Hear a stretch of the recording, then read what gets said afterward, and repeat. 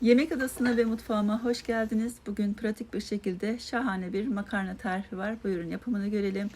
Tencerenin yarısına kadar su doldurdum. Kaynamaya başlayınca bir tatlı kaşığı tuz ekledim.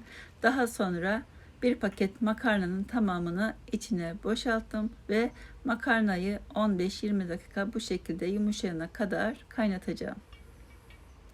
Kapağının yarısına kadar kapattım. Tamamını kapatmadım. Arada bir kontrol ediyorum. Bakıyorum yumuşamış mı, yumuşamamış mı diye.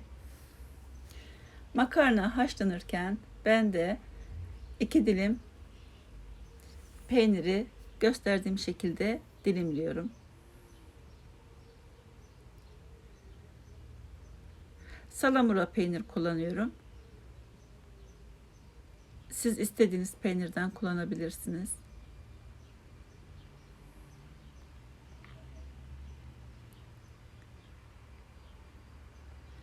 Ama bu peynirden kullanırsanız çok daha lezzetli olur. Bu şekilde börek tadında çok lezzetli oluyor.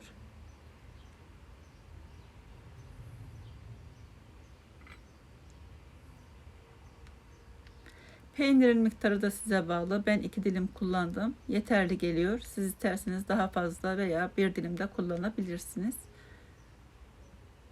Sert bir peynir. Diyarbakır peyniri kullandım. Şimdi yumuşaması için fazla tuzu da varsa gitmesi için biraz sıcak suda bekletiyorum. Bu arada 2 adet yumurtayı bir kaseye kırıyorum. Güzelce çırpıyorum.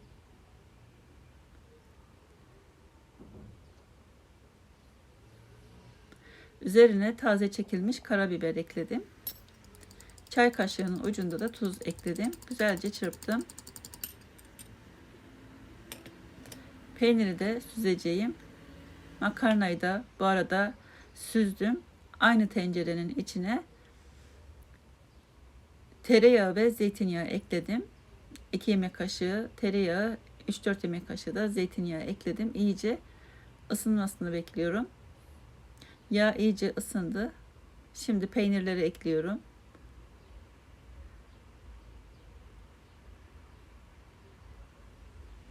Peynirlerin yumuşayana kadar güzelce karıştırıyorum.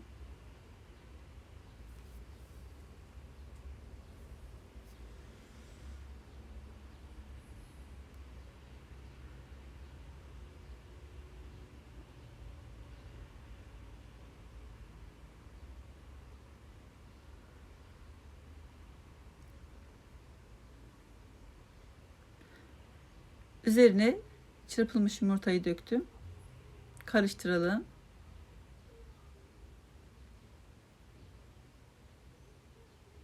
Şimdi haşlanmış ve süzülmüş makarnaları ekleyebilirsiniz.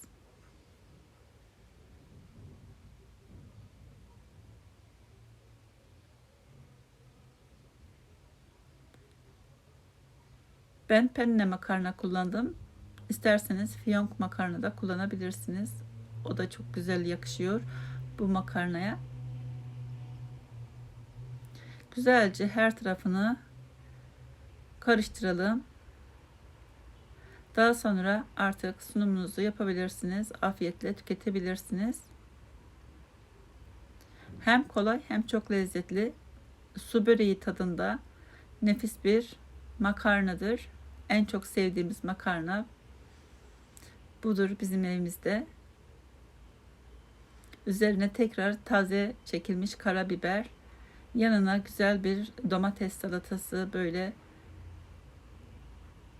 bol köpüklü bir ayranla menü oluşturabilirsiniz. Beğendiyseniz lütfen beğen tuşuna basıp abone de olursanız sevinirim. Bildirim zilini açmayı da unutmayın lütfen. İzlediğiniz için teşekkürler. Başka videolarda, başka tariflerde görüşmek üzere. Hoşça kalın. Afiyet olsun.